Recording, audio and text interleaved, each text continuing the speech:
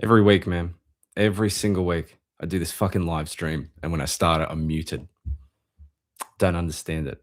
And by don't understand it, I mean this time it was actually my fault. I think I accidentally connected to iPhone audio instead of my microphone. So that's something. All the people that were here waiting to watch are now gone. So that's good. Um, Super short live stream. Obviously, yay, King has a voice. Thank you. Don't no. You can't have two different people, one saying you can hear me and one not. I'll lose it. I'll lose it. I don't like this, man. Yeah, okay. Thank you. The audio is back. You love to see it. Hi, welcome back to Hero Story Live episode 3. We're doing this again because there's no podcast because the other boys couldn't make it. Either working or doing something. Although I have a sneaking suspicion that Hunter's gonna maybe quit his job, so he's gonna have more time. You heard it here first. Anyway, I rewatched The Last Attempt and seeing the part where you realize we couldn't hear was hilarious. Dude, I was fucking annoyed. It was like that was way longer because I thought it was a joke. So it spent like 4 minutes just like, is it working or not? Andre, sort it out, dude. I don't know, man. Might have to disconnect the AirPods. I don't know. I don't know. Hunter's not quitting the podcast. Hunter is allegedly, potentially quitting one of his many, many jobs, which means he will have more time, obviously, to be on the podcast, which is cool. So no, he's not. Hunter's not quitting the show. I don't think Hunter ever could. I don't think he could. Yes. I'm not. Look, man. I might wait for some people to filter in. I'm just gonna like plant this seed now. I might have booked a guest, not for the podcast, but just for like a random one-off episode of something. I don't know. It might just be a chat with just this person, and that's the video. Um, but I might wait till maybe a few more people join. Bump those numbers up from 1 to 2. Harper, I love you. That's very thank you. Hyper HD. That's very it is Jago Russo. You're right. No, it's look, it is someone cool. It's someone sort of maybe vaguely left field for the other guys. Like I said, God, I don't know if this gives it away. There were two people. One of them I think is cool. Tyler Torres, my goat. There were two people, one of which I think is probably bigger than the other one, but they knew the smaller time one more than the big time one. So it was yeah, I don't know, it was kind of weird, but they weren't as interested in interviewing them as I was because it's probably more of a niche thing for me specifically, which I think is fair. It also is like that's kind of a cool idea for the future. Like if someone was a big fan, I don't know. I know Tyler lives and breathes Tom King. If he wanted to do like a one-on-one with Tom King or something, that'd be cool. Although I don't think Hunter and JD would allow that, but I don't know. Opens up some avenues to maybe do some one-on-one stuff. Um, oh man, that's a good question. Wow, questions off the bat. Gold Ninja fan. Is it someone from Dog Soldiers? Good movie. Yeah, it's Kevin McKidd, dude. Kevin McKidd, who voiced, um, he voiced the cool Mandalorian guy in Rebels, the one that like helps Sabine. I don't know his name. I don't know his name. He's the cool guy that helps me out. It's that good episodes. Anyway, Fat Sector Perchance. You guys suck, dude. Harper, can you help me with my homework, bro? I went to kindergarten. I don't know if that's what you guys call it wherever you are. I went to kindergarten when I was like, 3 to 5 years old. And then I went to primary school, which I don't know again, I don't know what it's called for you. Then I went to high school, right? Then I went to uni. And now for the last 5 years, I've been a teacher. Since I was 5 years old, I have never left education. The last thing on the planet I want to do is let alone my work is your homework, dude. I can't do it. I'll die. Is it Pennywise? No, stop speculating. I'll tell you later. Maybe I'll tell you later. I don't know if it's gonna happen. They were really, really interested, and then we're talking back and forth, and then I just haven't heard from him in a couple days. But he's also like he's a little bit older, so I don't know. L teacher and W teacher. Thank you, Tyler. I don't know if this is true. We'll talk about the Iron Man issue one, Joshua Williamson, maybe a little bit later today because I feel like I need to talk about it, even though actually it's kind of weird. Tyler's in the chat and talking, but we couldn't record. Why couldn't we do a Tyler Harper episode? I would end this live right fucking now and have a 10-minute live if I could do an hour with Tyler talking about Iron Man. But anyway, in that issue, the dude that they're giving the award to, the Tony Stark Award, he says he's a teacher and he can't buy like a nice tie on a teacher's salary. I've always like heard that Americans have poor teacher salaries. Is that true? Because we get paid like stupid money sometimes, like ridiculous money. And like, is that an American thing? Like they get paid extremely less? I don't know. I don't know. Yes, it's crazy. I would love to know, dude. You get paid shit. Like, not only is and, like, I genuinely believe this, I am very fortunate to have a pretty cruisy teaching gig. A lot of people have it a lot harder than me, but it is still a really hard job. A hard job like that in America, and also there's, like, the threat of gun violence, and you, what, get paid shit to do what? Deal with kids and that? That's terrifying. That's actually terrifying. American teachers are one of the most underpaid careers ever here. What? That's unbelievable to me, man. Think of like the amount of money that's going into like stuff that is just fucking vapid bullshit. Oh man, is this live going to end there? I wanted to talk about Iron Man, and now we're talking like systematic misuse of government funds. Oh man, okay. Yeah, we make nothing. I'll never own a house. Damn, dude. One time during COVID, they asked all the teachers to drive the buses because there were no bus drivers. What? Yeah, the pay is all right for me, but my pay schedule is terrible. I don't know, what does that even mean, dude? I mean, I've said this to you guys before. I show up for 3 days, I get paid pretty well, and I have like a 4-day weekend if I'm not doing, other work on the side, like working at the bookshop. That's crazy to me that like, what do you like? That's so bizarre, dude. America in a nutshell. I'll just leave it there, man. That's crazy. Yeah. Oh, also, Tyler revealing in the chat he's a teacher now. Not a real one. A weird like nepo baby one. It pissed me off. I don't know how it works in America. It makes so much fucking sense. He's gonna be like, here he goes again. But it makes no sense to me. I did fucking 4 years of university. I got a bachelor's degree in teaching. Tyler just like knew someone and he's like working like CRT money or sub teacher money, which is unbelievable. How did he do that? Maybe it's not even CRT. Maybe he just has a full time job. I don't know how he does, but like that's insane to me. You just walk in, like what?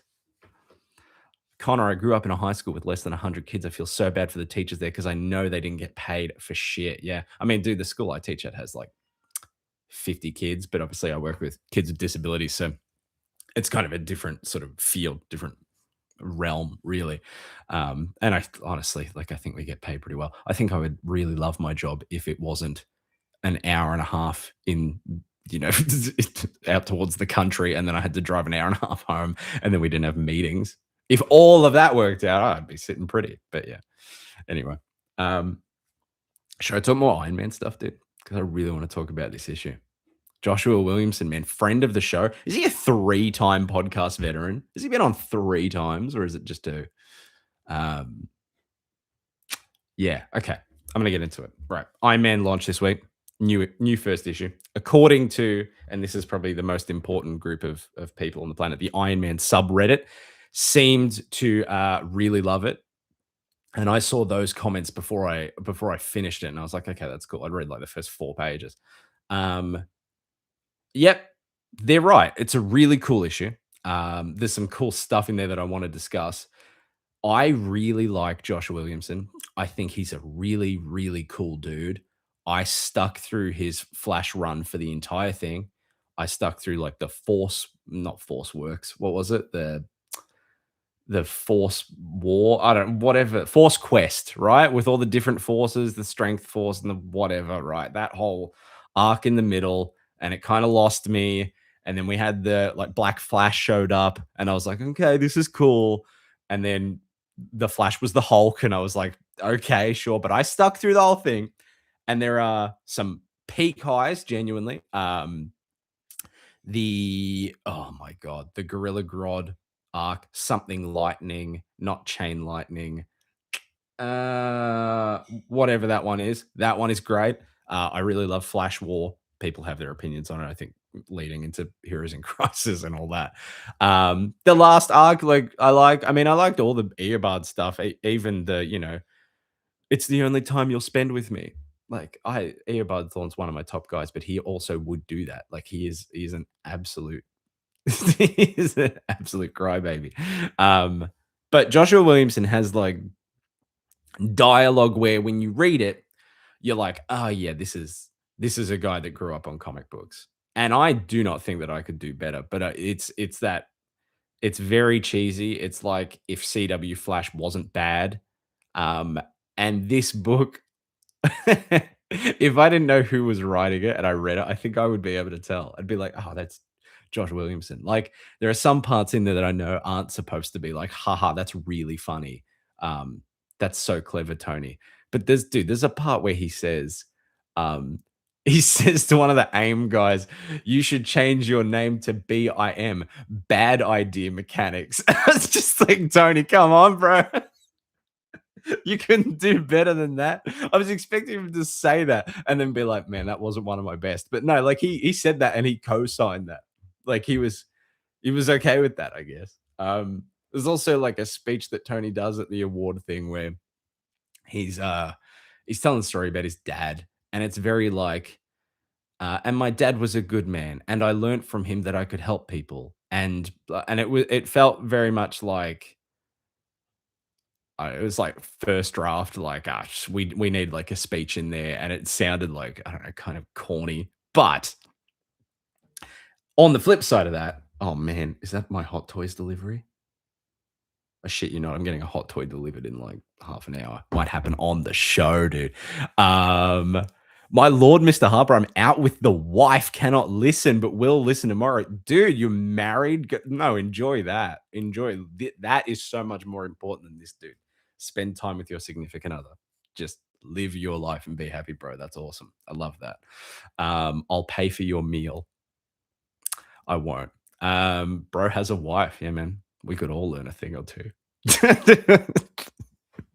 Anyway, um, have you tried not being muted when you start? Okay, here's the thing, Adam, you fucking coward. People are gonna be like, "Wow, that's mean." I know him. It's all good.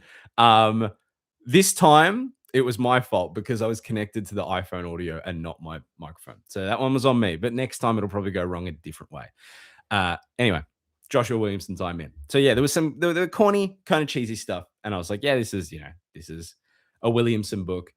But the flip side of that is that like when you read one of his books, especially like as he's sort of gone on and kind of found himself, and maybe isn't doing as much like fillery kind of stuff. I mean, it was a weird era for the Flash generally. I don't think he could do as much as he probably wanted to do because DC needed Barry here and they needed Wally here and they had their own plans and he was working around stuff. But the flip side of all the cheesy, corny stuff is that reading that issue, you're just like, it's just like a warm hug. Like it's just chill. It's just a nice vibe. The art looks amazing. Tony's, everyone's written well. And it's like, it was like, okay, that makes me happy. That's nice. It's not, the best issue I've ever read, but like it was one of those things that I'm like, oh, okay, cool. We're on the right track. And I mean, there is something to be said for the idea of a new Iron Man run starting, and he's just like Iron Man. Like, I know that sounds like a novel concept, but like feels like so often Iron Man starts. And I mean, Christopher Cantwell and oh, dude, what's his name? I've already forgotten. Spencer Ackerman's run. Both of those runs start with like, oh, Tony, you've lost the company and things are going tits up, and you're gonna have to, live in a small apartment and and it's just like, I don't need this weird status quo of everything going wrong from him like at the start. I don't need that. Oh yeah, Tylee did say that. Truth is, Harper, I didn't remember I said I wanted to break for this week's pod until you said there was no pod. And then there was no pod. Yeah, that's true. I mean, dude, if you have changed your mind, I'll end this live right now. To the the chagrin of maybe some of the people watching right now. But what would people be more interested in? Me talking about Iron Man for half an hour or full podcast with Tyler and Harper, as we all know is the best version of the podcast. Adam says you okay. Maybe later, brother. Oh, poor Tyler. Get can everyone do like these hand emojis in the chat for Tyler, please? Or like even these ones. Just like let him know that he's loved. And speaking of things that I love, yeah, Tony Stark. He was written really well in this issue. I think Williamson has quite like a good voice for Tony. I didn't at any point question or be like, oh, that's not him. I mean, he's very like MCUified. He's very he's quippy, he's doing the stuff, but like that's just modern Tony Stark of the last 15 years anyway. I mean, he did stuff like that in Fractions Run as well. And it's not nowhere near to the extent of like Bendis and awesome facial hair bros and whatever that fucking was. So yeah, I'm pretty impressed so far. It's one of those things where like I won't really have a great grasp on it until a few issues in. I remember Ahmed's Daredevil run that what went 25 issues or whatever, and I don't think it was until like issue 10 and I was just like, yeah, this is all right. And then I saw people online being like, this run sucks, and I'm just like, okay, I don't think it sucks, but it's good to know that I'm not insane in like, yeah, this is all right. It's got some good moments. So I'm glad everyone's excited for this run now. And I also thought it was good, but Spencer Acker. Oh, is that my hot toy? Oh, dude. Here we go. Here we go. Nothing. It said motion at my door and there was nothing. It's fucking heartbreaking, dude. Adam, never. Haven't you got your own? Jasper, hopefully it'll be like your Superman run where it starts out good, but as it goes on becomes great. That I would, yeah, genuinely. Like Spencer Ackerman's run, I think he had a good idea for like starting that story, and then it got kneecapped so fucking hard from One World Under Doom that like I don't think he really got to tell the story that he wanted to tell. So I don't know. We'll see. They might like I don't know. Does this run get like interrupted by Armageddon or something, and then like it's shit? I don't know. I don't know, man. I don't know. Hello, Mr. God Emperor Harper, sir. Mr. Unhappy Spoon there is alluding to the Discord server where I was briefly, but I have since given up my title. Wow, that's a cool. Hunter's just sent me this photo. That's really cool. Thanks, Hunter. Where I was very briefly God Emperor Doom, or God Emperor Harper. However, if you would like to see some of the shenanigans, and I'm mainly talking to you, Adam, join the Discord, jump in on the conversation, man. It's really cool. I love that Discord, dude. I love that people are getting involved. I love going in there occasionally and saying something. I try not to yap too much, but man, it's it's hard not to. And someone posted something about like Donald Trump today. Couldn't help myself. I couldn't help myself. I have your number. Yeah, do you want me to read it out on stream, Adam? Wow. Oh, I was gonna say 000. And then realized all the Americans have no idea what that is. That's our 911. We're 000, which like again, fucking Americans and their like measurement systems and always wanting to be different. Dude, 000 is so easy. Bam, bam, bam. Same number, not 911. Come on, guys. Lock in, dude. Andre, this unrelated, but I'm reading No Man's Land right now. I had no idea Barbara was such a good character. What the fuck is that? Dude, I can hear a truck backing up. What is that? Never mind. It's nothing. False alarm, fellas. I don't know if I've said this on the podcast a lot, but Barbara Gordon genuinely is like one of my favorite characters of all time. It's just that, like, I've spoken to you guys about my list of faves before. Characters would just fall out of rotation if I wasn't caught up on them. Like Barbara, I fell behind on. because like she was in a heap of like Batman shit, and I wasn't reading Batman at the time. Um, and like Zatanna had like she was like appearing in like random shit. Um, and I just fell behind for like couple months, and then they announced like that solo book, and I'd already taken her off at that point, and now there's 2 solo books and an upcoming 3rd one, and I'm like, "What? Right when I gave up, you guys gave me more?" Like, but now these days, I'm like not as weird about just removing characters I'm not caught up. Thrawn was a perfect example. Like, I love Grand Admiral Thrawn so much, but I fell behind by like 2 books and was just like, "But I can't call myself a Thrawn fan if I haven't read all the books." And now I'm, pushing 30 and I realize how ridiculous that is because it's like, I will get there. Like, I will get there. Um, the Gavin episode is great. It's like episode 125 or something around there. Yeah, the Gavin episode. He followed us for a while and then he dropped out. I thought like maybe he wanted to chat or something, and then he unfollowed us again. I was like, all right, never mind. It's not all good. Andre, are you against the chip in the spine? This conversation with my fiance, like dead set last week. It's weird because like I love Batgirl. I love that Gail Simone run at the start of New 52. I actually like the start of Burnside as well, but probably the less said about the writer of that, the better.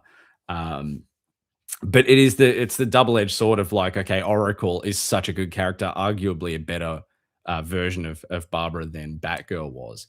And obviously the disability rep that comes along with that, that was really important to a lot of people. And so when they undid that, it was just like, oh, you're taking that away from people that it matters to, whether or not it's like their specific disability or not. I mean, a lot of people relate, or not even relate, but a lot of people find like spiritual similarities with like Matt Murdock, and they're probably not blind. That's great. Someone just asked for Daredevil Rex. Hell yeah, man, I got you. Yeah, like, people find solidarity in things, even if it's not their exact situation, including, Doctor Strange's hands, obviously. Matt Murdock is blind. People have different things going on. And even if it's not exactly the same, they relate to that. They feel that and it means something to them. And that is super fucking important. And I hate when people pretend that it's not. Uh, but Barbara Gordon was that to a lot of people, and it meant a lot. And DC were like, what if she found a way to fix her spine? What if she just put like a chip on her lower back and it just fixed her spine? And it's like, okay, we got a really good Batgirl run. It's cool to see her back as Batgirl. Some of the costumes are really cool, but is all of that worth it to take away something that really matters? I don't know, man. I don't know. I don't have the perfect moral answer on that. I hate to fence it. I love both. I just find it a little bit sad almost that it's like I don't know. It's such a it's such a weird thing in that universe to spend so long with a character who's like kind of accepted her position and built herself into something that's so fundamentally important to that universe, and then just kind of undo it. But that was the New 52 all over, wasn't it? Okay, sorry. I have not paid attention to the chat in so long. I hear people hate that. Yeah, look, I'm not going to say I hate it because I like some of the stories that come with it, but I do think there are some issues there, man. Um, Gavin makes me think of Red Dead Redemption 2. Oh, what the dude that the dude that is searching for Gavin or whatever. I promise you, they're not similar. White Skull Media. I posted a picture of me watching Iron Man 2 or Thor, and then it all spiraled into 700 plus messages to catch up on. One set of them of you having a debate about Civil War. Yeah, that's the Discord, man. To me, just yeah. I mean, I think I'm pretty consistent with my opinions, and Civil War is one of them, man. He makes the point in that movie, like if they have one hand on the wheel, they can still steer. It's not about cowing down to fucking government control. It's about, I mean, ironically, Steve is the one that says like, the safest hands are still our own. But that's kind of what Tony's point was. He's like, if we don't do this now, it's going to be done to us later. If we make this decision as a team together, we're going to have way more authority than if they force it upon us. Um, and Tony is right because he signs, and then at the end of the movie, he just does what he wants. Which, like, you could argue, like, oh man, you don't even give a fuck. But like, he's right at least about the argument that he's like, hey man, just sign, and we'll do whatever, dude. It doesn't matter. Is the Gavin episode worse than the Lost episode? Unhappy Spoon. No, the Gavin episode is fine. The Gavin episode is like generally a good episode. It's just weird in retrospect because of, like, there was a bunch of shit that went on. And like I and actually I don't know about the others. I don't know that the others ever really spoke to Gavin as much, but like Gavin and I used to chat, and then we had like sort of a mild falling out, not like a grand one, but enough that it was just like whatever, we're not talking. And that was kind of like it. And then all the drama stuff happened, and I look, man, it was really funny. Well, not funny. It was really just like, oh man, what the fuck for like 2 weeks. And now it's just like, it is what it is. It's a thing that happened. I mean, I'm not going to make excuses or say that any of it was right. I definitely think that there is some stuff in there that I think is arguably worse than the stuff, like the surface level stuff. Because like, okay, you can bring up messages where he said some dumb shit, and he did say some dumb shit. People have said dumb shit. I've definitely said dumb shit. Maybe not to that extent, but I've said dumb shit. But then hiring like a sexual predator to play the Green Goblin in the movie, that's fucking weird. That's weird stuff. And I think for me, it's more the apology of it all. Like, you just got to cop it. You just got to go, dude, I fucked up, and that's it. And I think that's fair. And you, like, if you fuck up, you got to own that, and that's what it is. I think for me, it's more the dude that played Spider-Man being like, I was raised in a conservative family. It's like, okay. And then Gavin, a couple months ago was like, he said in a YouTube comment like, "Oh, it's a shame that everything with Lotus, kind of fell apart because of forces out of my control." Out of you? What do you? Huh?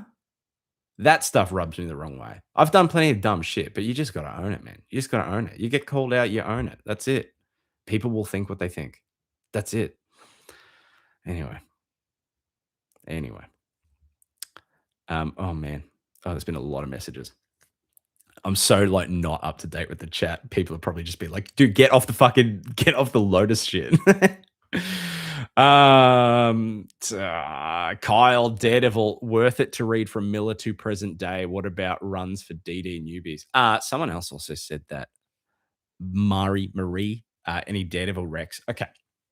Definitely start with Miller. I was talking, I don't know if it was on the live or was in the Discord or on the podcast. I don't know where the fuck we were talking about it, but someone was like, "Oh, should I just read like Born Again, The Man Without Fear?" And I was like, no, read Miller's like run. Read his run from when he's just drawing and whoever the fuck was writing those early issues. Just buy the Epic collections.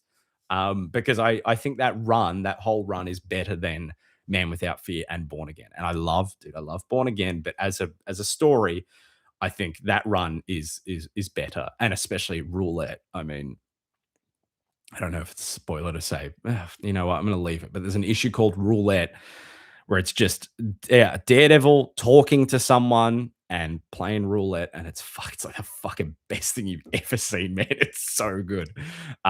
So yeah, I love a lot of the Denny O'Neil stuff. I did a video on the Fog, but that run generally is, I mean, it's good, but it's short as hell from memory. I think it's pretty short. Who have we got after that? Oh my God. Denny O'Neil's went into, and Nascenti. And Nascenti is essential. That is one of the best ever. I would maybe I wouldn't say start with Nascenti. Nascenti's is really good for about 15 issues. And then it hits a point where Inferno happens. And from then on, it's the best Daredevil book maybe ever. It's unbelievable. Modern stuff, last 25 years. Bendis Rocks, read that for sure. Then run it straight into Brubaker. It's so good. Run that straight into Mark Waid next. 2 Mark Waid runs. Mark Waid's first run was when I started reading Daredevil, so super nostalgic. Both of those runs actually, unreal. Especially the second one being so different in San Francisco. I love it. Um, I love that run. Charles Soule, really good too. Really like that run. And then what we lead pretty much straight into Chip Zdarsky. There's a fucking good run there, dude. Like the Kevin Smith stuff and like the weird little arc in between, whatever, piss that off. You do not need to read Guardian Devil. You just don't. But you go Bendis, Brubaker, Wade, Sewell, onto Zdarsky, and then stop. That's so good. I would recommend reading Miller, but if you're a new reader, I'd probably start with Bendis, because like Bendis is the grit and the tone. Um, if you start with Wade, kind of like I did, well, if you start with Wade's second run, it's so fun and so jovial, it might give you the wrong idea of that character. I don't think I've answered that question very well at all. Unhappy Spoon. We've established the Lost episode isn't that bad. The Lost episode isn't that well. It's not that bad. It's just like 30 minutes of like me being a dickhead and Beth and Sean just like talking about Donald Trump, which is not that different for now because I still do all those things. Oh, Miguel, hey Harper, how you doing? Thank you guys for the great fun going through. Whoa! Oh my god, dude! I'm not gonna read that just in case people want to see it. They can. It's there. But damn, man, that sucks. Look, I cannot do the. It's wrong to always promise that like things will get better, because you don't want to fill people with like I promise I'm going somewhere with this, like a false sense of security and hope. But when I look at something like that, man, just hold on and keep working on yourself and just find those little things that make you happy. Even if it's reading comics, if it's being here, if it's the podcast, if it's just watching like a 3-hour YouTube video on like a video game you've never heard of while someone unpacks all the details around or whatever. Like that's the kind of shit I watch. Whatever, like those little things that make you happy, just like micro focus on them and hold on to that good. Cause like, yeah, life can be shit and it can be hard, but just try and hold on to those good things. Yeah, that's my advice.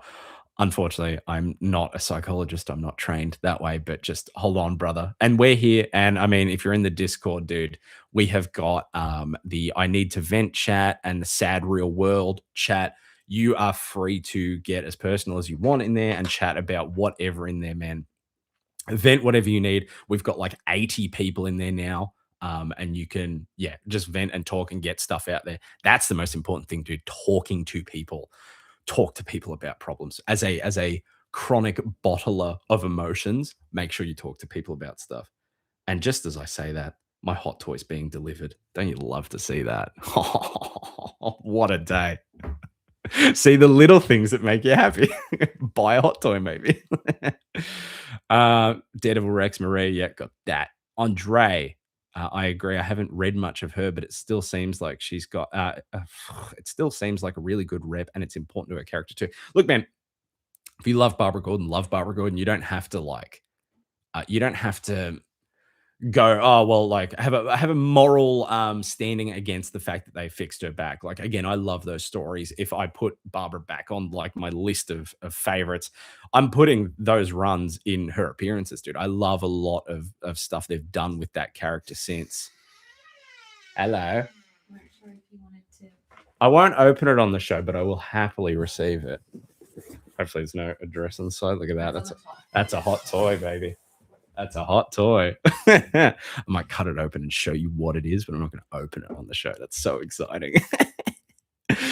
Unhappy Spoon, the Civil War debate got JD to show up like Thanos in Wakanda. That's really, yeah, that's insane. A thing that he would not like probably have an opinion on. White Skull Media, I do like in the movies how much they don't want to be on opposing sides, and you can see where each character is coming from. Oh, dude, like, I mean, whether you side with one or the other, I mean, I think it's silly in that movie to necessarily side because Tony is thinking logically about the Accords. Steve is thinking about his friend. Neither of them are necessarily wrong. I mean, the only time I think someone is blatantly wrong, actually, the two times people are blatantly wrong in that movie, Cap hiding Tony's parents' death from him, all of that just to try and save Bucky, like that I think is bullshit. But also Tony just being like, I'm gonna kill him. Like, hey man, chill. Like, this is your friend's friend. I understand, but like he was brainwashed. Like, I know he doesn't have all that context, maybe, but he has enough of it. So I like that the issues don't the character flaw part doesn't come in the argument per se. It comes in like this, emotional thing, which is so much better than the comic book where just everyone is such an asshole. Cap's an asshole, Tony's an asshole, Reed is an asshole. Everyone sucks in that book, dude. It's so fucking character assassination 101, dude. Is that book. Oh, Adam missed a few minutes to get a timber delivery. Wow. No, you didn't miss anything good, dude. It's a Hero Story Live. You missed nothing. Party Wolf found it hard to get into any Iron Man. Hit me with the Rex. You found it hard to get into any Iron Man. He might just not be for you, dude. I don't know what you read, but if you couldn't get into him at all, I don't know, man. I don't know. For me, look, if I'm going, I would say track down Len Kaminsky's Iron Man run. I'm a liar. Scratch that. I didn't say that. I mean, you should, but if this is your first one, Iron Man 1998, issue 1 through to like issue 20. That is the Kirk Busiek and Roger Stern run with Sean Chen doing art. It's just a super fun, really well written. It's one of those just premium banger comic books, dude. And it's if you read that and you are like, I don't really like this character, then it's probably not going to be for you, and that's okay. It doesn't have to be. There's plenty of characters that I don't care about that people do, and vice versa. That's it. That's it. Andre, I got Nascenti's Omni for Christmas. Oh, that is hype, dude. That's so good. Hunter, where is JD? Hunter and Tyler both commenting in this live. Why don't we just do a fucking podcast? Anyway, doesn't matter. Doesn't matter. Adam, what does it mean when I have a crown and a 3 next to my name? I think it means that you are a top fan and that you maybe comment the most or something. Tyler, I get you with Fraction, but Fraction, like the Five Nightmares, is grim at the start. It's dark and it's deep. And if I'm going like a wreck for Iron Man, I kind of want to go something that's like balancing a little bit more because like the Kirk Busiek one is like it's got like a terrorist attack at the start, but it's also really fun and punchy. Whereas Fraction is like, it's character study off the bat, man. It's grim. No, grim's the right word. It's it's a lot. White Skull Media, the Discord has made me realize how much I love the Flash. Dude, I fucking had the same thought. People were talking about like Wally in there, and I was like, they're talking about my character. I haven't read Wally in like 3 years. Like I can't claim the ownership anymore. But like, yeah, exact same. Along with rewatching the show. Hey man, seasons 1 to 2 are great, and 3 is all right, and then there's the rest of it. Just discussing with others and reading how much that character in the show and comics means to them. Yeah, dude, I love that stuff. The Discord is really cool, man. The Discord is really cool. Marie, is it Marie or Mari? Because I knew someone named Mari spelt the same way, and I don't fuck it up. Have you read any Star Wars comics? Looking to get into those as a big Star Wars fan. I read a lot of Star Wars comics up until probably 2021, and then really I only stuck with Vader. And I can like the first Vader run, that was Charles Soule. There's a Darth Vader, Dark Lord of the Sith by Kieran Gillen, and then Darth Vader, which is set between Empire and Return of the Jedi by Greg Pak or Puck.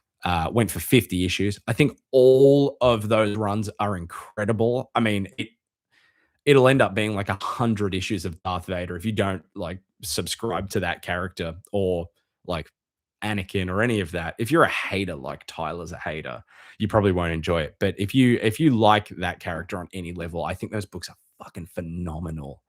I think they're so good. I also, if you aren't interested in like Star Wars novels, like I mean, up until, oh man, dude, from like 2016 to 2020, I read every Star Wars novel that was published regardless of if I gave a fuck. What was I thinking, dude? I read Phasma.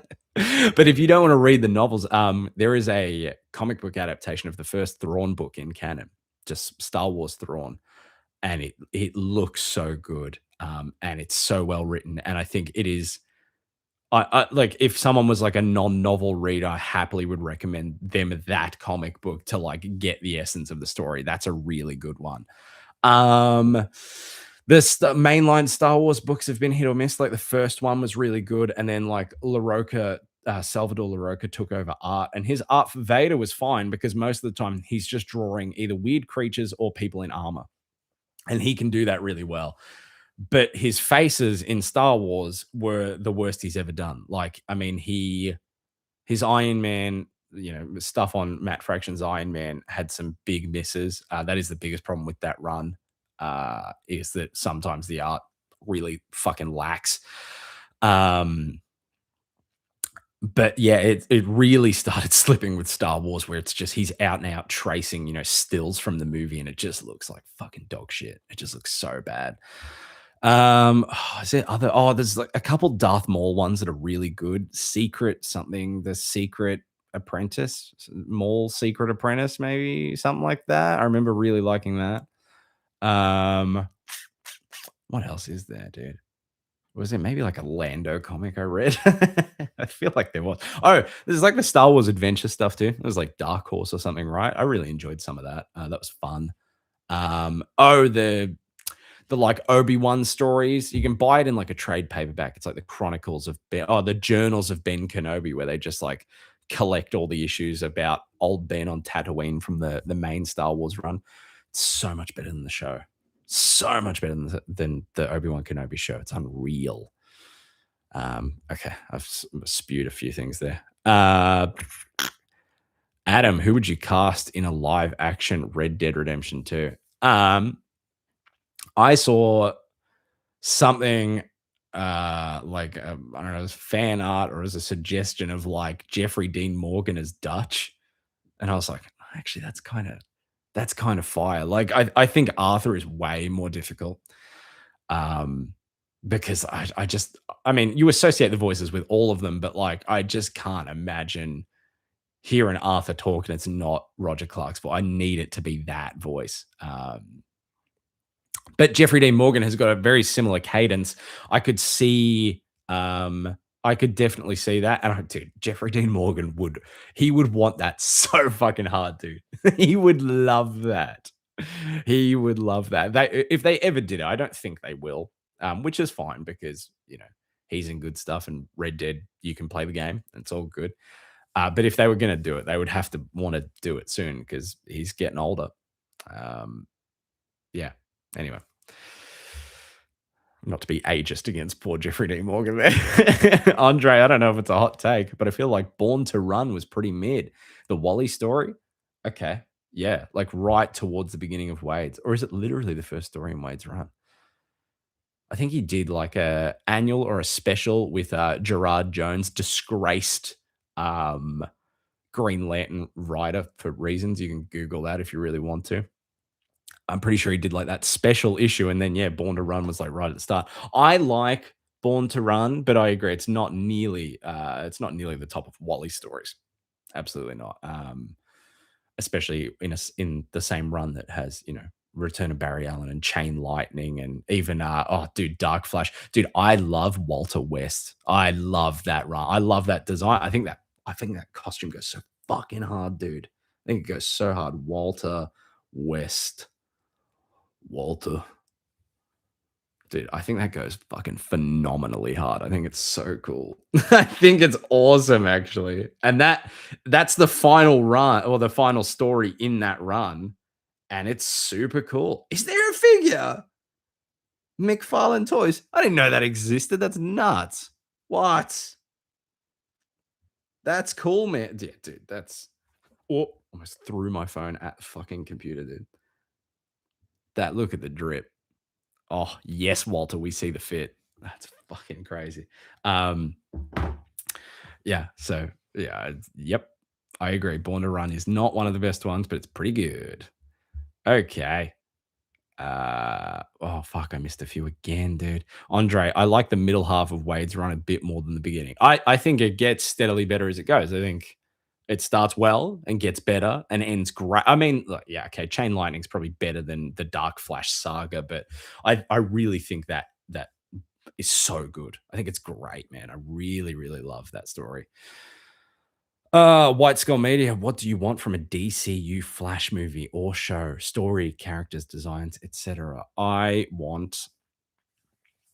Do they establish like Barry in a Justice League movie and have him die first, or do we just start with that? Because like if the Flash doesn't exist in anything first, then maybe you do like a Star Trek 2009-esque cold open with Barry Allen Flash, and you see him sacrifice himself, and it's sad, and it's like, oh man. And then it's the story of Wally trying to live up to that legacy because Barry. Oh, maybe this is a hot take. We can do this on the comic book hot takes episode that I have cooking at the moment, which might be the next podcast. Um, that's exciting. But Barry, I don't think needs to be a character for you to feel that sacrifice because I don't think Barry Allen really was a character until they just made him. I mean, Barry is a statue. He's an idea, and you make of that character what you do as an idol. Like you pull from him what you can, but he didn't really become a character as much until they just ripped off Wally and made him that when they brought him back in Final Crisis. I mean, he was Barry for a couple of years. That first run after Final Crisis, he's okay, but yeah, then New 52, it's just like, oh, this is Wally. And it's cool, and I like him in that. I like him a hell of a lot more in that as a character than I do in the old stuff, genuinely. Because in the old stuff, it's stern cop, John Wayne type, basically. So I think you could cold open and kill him and have Wally live up to the idea. And we don't need to get to know Barry on a personal level before you kill him. You can just have him live up to that. Um, and that would be cool. In terms of villains, I mean, I fucking hate when comic book movies wait and don't do like a big villain. They're like, oh no, we'll save them for the third movie. We'll do like a random character you've never heard of for the second or the first. And it's like whatever. So do Hunter Zolomon, dude. Have him work with Wally. Have the but then you got to do like the origin of the fuck. That's a lot to include in one movie, isn't it? Hmm. Yeah. Do you just skip over the origin? Do you just have it like an offhand kind of comment? Yeah, Barry was showing me some chemicals and then he arranged them in the exact same way that they were when he got his powers. And then I got hit by lightning and then I got his powers. That's so stupid, isn't it? But yeah, I guess like you do like I speed run Barry's death, cold open. Um, then you just sort of allude to how Wally got his powers. People probably don't give a fuck. Uh, I would want Hunter Zolomon as the villain. They work together. Um, Give him that scene where he goes and tries to arrest the clown and thinks the clown doesn't have a gun, and then the clown has a gun. And then have him spiral downward. Have Wally fight some random villains as the movie goes on, and then have Hunter Zolomon show up in the final act and do some crazy shit. That's it, something like that. Fuck, man, lucky I don't write movies. Andre, I bought the first Legends Thrawn book because I heard you and Tyler hyping it up. It has been yet to be open. I mean, was Tyler hyping it up? I didn't even know Tyler read it. I thought he just read the comic. Maybe he did read the book. Anyway, that book is nowhere near as good as most of the other ones. Like, I like Heir to the Empire a lot, but you should read Thrawn and Thrawn Treason and Alliances, Chaos Rising, and Lesser Evil. Like both of those canon trilogies over Heir to the Empire, because Heir to the Empire is like it's bare bones Thrawn. He's barely there. It's a pretty good book. But he's barely there for all three of those books. So it's not really a great representation of that character. But it is it's like a hype story. It is a hype story. Credit where credit's due. Outbound Flight, dude. That's the best. That's the best maybe Star Wars book ever. Outbound Flight is a Legends book. It's a prequel to the Thrawn trilogy. That's the best one, dude. That one is so fucking good. Set in the prequel era. You know how I feel about the prequel era. Marie. I hope if I hope. How did I even read hope? I wonder. I wonder if anyone else remembers Jason and Jaina Solo and their books. Dude, someone out there does. Yeah, the children of Han Solo and Leia. Yeah. I promise you that one of my friends loves them and read a lot of that stuff. I'm not a huge it sounds bad. I don't really care about like the Legends sequel stuff. It's not really stuff that super interests me. However, uh the legacy stuff of the Skywalkers in Legends definitely is more appealing than canon. And I'm not a like Disney hater, like, oh, they ruined the franchise. It's Star Wars, guys. Like, let's be serious. It's Star Wars. It's been half bad forever. You think it hasn't been half bad forever, and then you remember like a New Hope came out and then the holiday special. Like it's always been 50-50 the entire time. Um, but yeah, like the sequel stuff. The sequel stuff in terms of movies, people can have their opinions. I think the sequel stuff in terms of like the characters, what are we doing? Like we never got them together again at all at any point. The legacy of that, like Luke never had kids. Okay, sure, whatever. They stuck too true to that whole idea that like, oh, the Jedi can't, they can't form attachments and whatever. Luke, you're the one setting up the new order, man. Just be like, you can have kids. That's actually okay. That's all good, dude. Like maybe he just didn't. Well, I don't know. I would have liked that. Whatever. Whatever. Because he was the son of he was the son of Space Hitler. He has a kid. He learns the lessons from his dad to be a better parent. That's the fucking, even if he fucks it up, whatever. Doesn't matter. Doesn't matter. Some Jeffrey Dean Morgan love. You love to see it, dude. You love to see it. Chain Lightning is so peak. I love Chain Lightning. Hell yeah. D&D, Hunter, Bryan Cranston as Bart Allen. What are your thoughts? Sometimes Hunter's jokes hit and sometimes they miss. They too hated Jesus. Cool. Kyle waits in an interview. He thinks his mistake was calling him Cobalt Blue only because the name Wildfire was taken. I think Cobalt Blue is a cool name. I like Cobalt Blue. Cobalt Blue. Bryan Cranston as Bart. I am the one who flashes. You guys are losing it. You guys are losing it. Miguel Perez responding back to the Crisis stuff. I use TV, games, Discord, and figurines, which I've shown you. Oh yeah, the Marvel Legends display, dude. That display was sick. Yeah, man. Avengers, yeah, Marvel Knights as well as Spidey hot toy. Fuck yeah, man. Do you guys want to see what this hot toy is?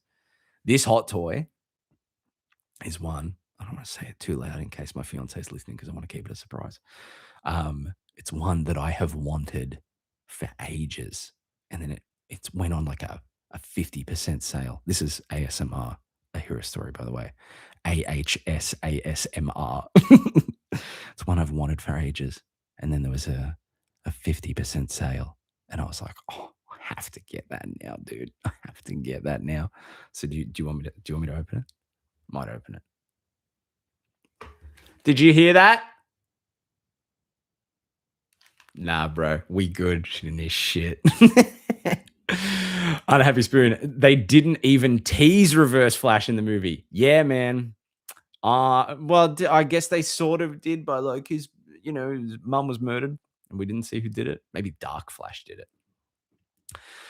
I feel like Barry should be older since Guy. No, absolutely. He should be the same age as Hal, 100%. Nick Heasters, heir to the Empire, you get the goat, Mara Jade. Dude, okay, no, for real though.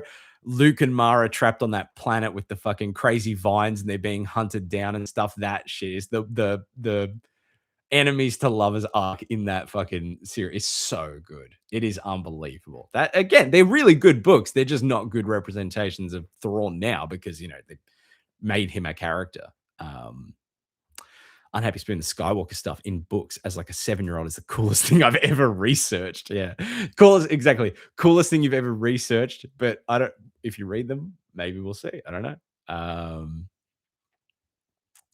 Hello, unboxing.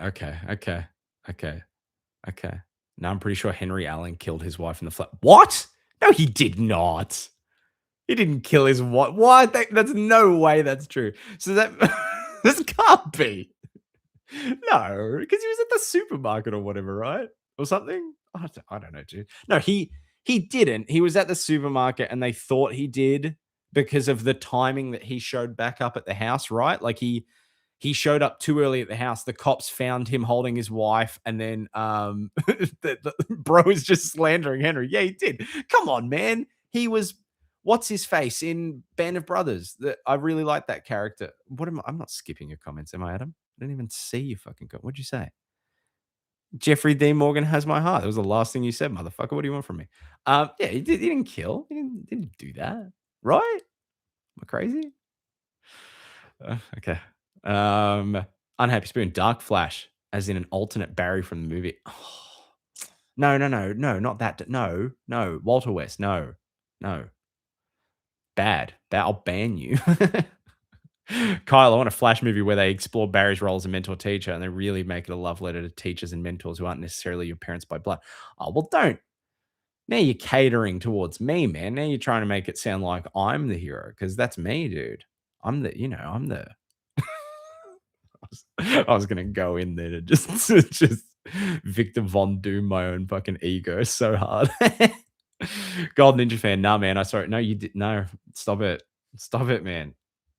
No way. Who else did it? Stop it, stop it.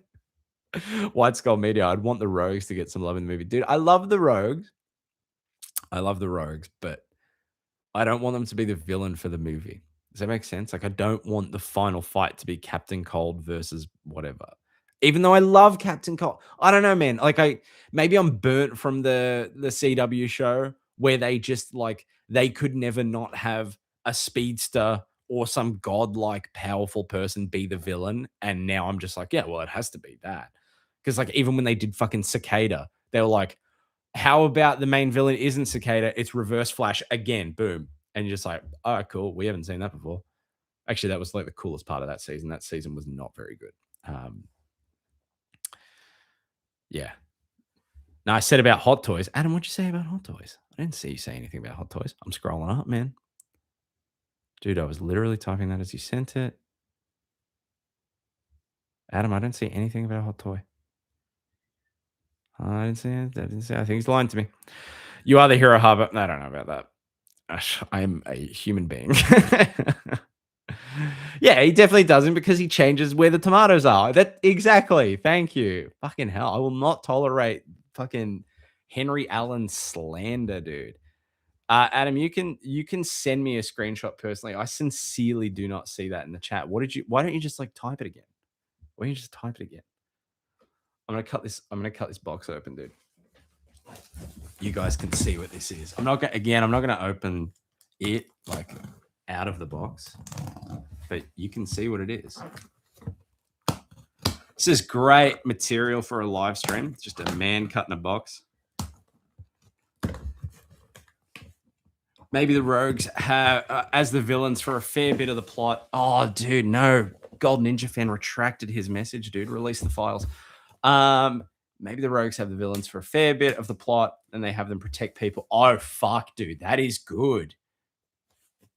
That is really good.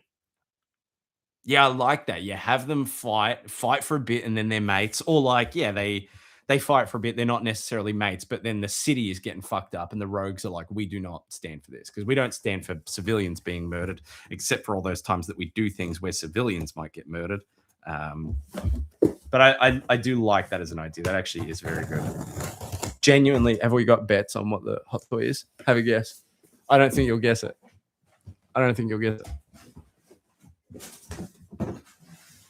Oh, it's in a shipper box and everything. Look at this. Look at that. Arthur Morgan. Dude, I have an Arthur Morgan toy. I have two, actually, Arthur Morgans, and believe it or not, I'm selling one of them. So pull up, Adam. $500 and it's yours. Hunter Bale Batman. You know, that's actually not, I feel like that's not a terrible shout. But I think genuinely, if I was to buy a Batman, I'm buying that Robert Pattinson one, dude. I think I'm buying that Robert Pattinson one. Yeah, Adam, these are expensive, man. You don't want to do this. I genuinely don't want to tell you guys what I bought that fucking Alien Romulus figure for, which is sitting up the top. Is so hard to get in the cabinet.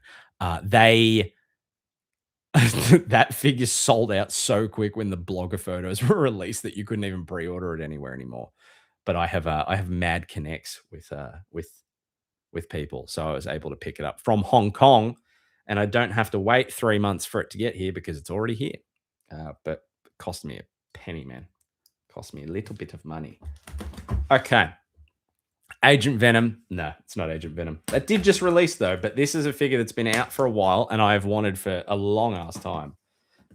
It's actually there's maybe a bit of a story behind that that might be kind of amusing. I've wanted this figure for a long time, and I've got it now because it was a sale and I just couldn't refuse. Rick Grimes did that. In Art Rick Grimes comes out in like September of this year. I can't wait, dude. I cannot wait. It's gonna be so fire. Do you want me to like reveal like this way? You ready? Is it Marge? Fuck, dude. Way to ruin the surprise. You ready for this? You ready for this? You ready for this? This legit is a banger toy. And I'm going to pair it with another toy that I don't have yet. All right, last guess is Henry Cavill Superman. No. Another Iron Man. No. However, hold on. Because next time we do a Hero Story Live, maybe. Specifically the opening of Justice League. No, it's not, man. Okay, maybe it's the recently announced Absolute Batman. That's not out yet, dude. This is a thing that I have in hand. Daryl. It ain't Daryl. It ain't Daryl. That doesn't come out till like December of this year or something. Henry Allen. You guys suck. It's not JD. All right. You ready? It's not Daryl. Stop it. It's not Daryl. You ready? You ready? You ready? You ready? Oh, bam, bam, bam, bam, bam, bam, bam, bam. I'm losing my mind, dude. It's the TVA Loki. Oh, fuck, I said that too loud. I hope she didn't hear that. It's one of the coolest fucking toys ever. I've wanted it for so long, but I couldn't justify spending like $500 on a dude in a brown suit. And then it went half price, and I was like, getting that immediately, dude. And I've got the God Loki. I pre-ordered the God Loki. Thank fuck I did, because it sold out pre-order as well. And so now I can have the juxtaposition of Loki when he started there and Loki at the end as the god of stories. That's good stuff, dude. Actually, some Loki stuff is going to come up in that comic book hot takes episode. I've got some comic book Loki hot takes. Now that he's been on the brain, I don't know what even spawned me thinking about him so much, because I brought it up in the podcast. I was like, yeah, I did the thing that I do with all my favorite characters. I read like every Loki book back in the day. I mean, I named a fucking animal after him. My pet cat, who is so fat now. I wonder if I have a photo of my beautiful fat boy Loki. Oh, Adam's okay. Adam has sent me the chat thing. What did he say? Adam, I did not even see that message, but I believe you that it's there. I believe that it's there. Yeah, I named a animal after that boy. But he was another character that I kind of fell behind on, and because of that, I took him off the list. But my list of like favorite characters, right? This document that I've told everyone about for so long. The first version I have from it is from 2016, 10 years ago. It looks like dog shit. Loki's on there, dude. He was there from the beginning, which is fucking crazy. The reason he fell off the list, this is the funny story sort of part of it, is because Loki season 2 came out. I just didn't watch it. I don't know if I was busy or if I was depressed. Depressed would have fit that era. But I didn't watch it. And then Hunter and Tyler were like, dude, it's amazing. And I was like, I'll get to it. And it wasn't until like a year later, I move out of home. She wasn't my fiance at the time, but I'm living with my fiance and we're watching the Marvel stuff. And I'm like, oh man, I really like to show you like Loki season 1. And apparently season 2 is really good. And then we watched season 2 like 6 months ago. And I felt like that gif of Danny DeVito, like I get it now. Because I think the last 2 episodes of what the fuck are you guys talking about in there? I'll get back to the chat. That's crazy. The last 2 episodes of Loki, I think, are maybe the best thing in the MCU. if we don't count the Netflix Daredevil stuff, which I do. So it's technically the second, but I think it's this. I think it's yeah, dude. I think it's the best ever. So yeah, we'll talk some Loki stuff in the comic book hot takes regarding old versus young Loki or old versus reboot Agent of Asgard, henceforth Loki.